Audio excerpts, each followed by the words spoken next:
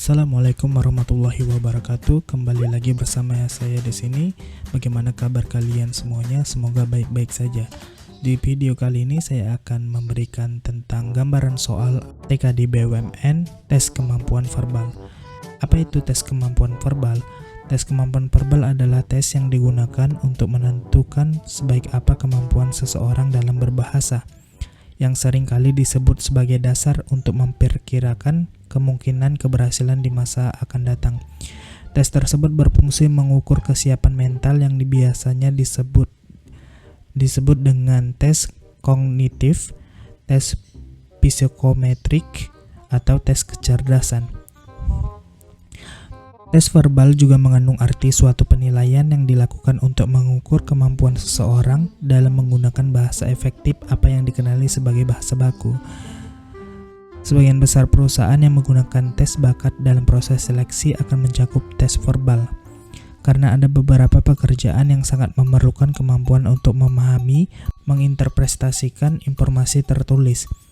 Tes verbal ini meliputi tes sinonim, persamaan kata, tes antonim atau lawan kata, tes analogi kata, dan tes pengelompokan kata. Di sini ada tips dan trik untuk tes kemampuan verbal.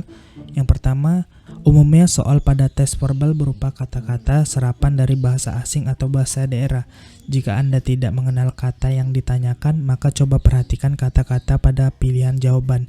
Jika terdapat beberapa pilihan jawaban yang mempunyai pengertian atau arti yang sama, maka dapat dipastikan itu bukan jawaban yang tepat. Yang kedua, trik yang kedua atau tips yang kedua, Anda harus banyak membaca terutama Kamus Besar Bahasa Indonesia atau KBBI, dan harus sering berlatih tes sinonim. Kemudian, seringlah berlatih soal-soal yang memuat tes verbal. Nah, di sini ada petunjuk pengerjaan soal. Yang pertama, soal terdiri dari 20 soal. Kemudian yang kedua, pilih jawaban yang sesuai menurut kamu. Ketiga, masing-masing soal berdurasi 15 detik. Setiap akhir soal terdapat jawaban dan pembahasannya.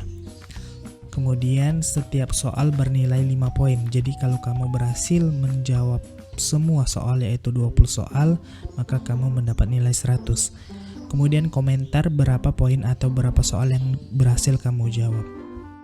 Oke, langsung saja, tidak usah berlama-lama lagi, kita langsung ke soalnya.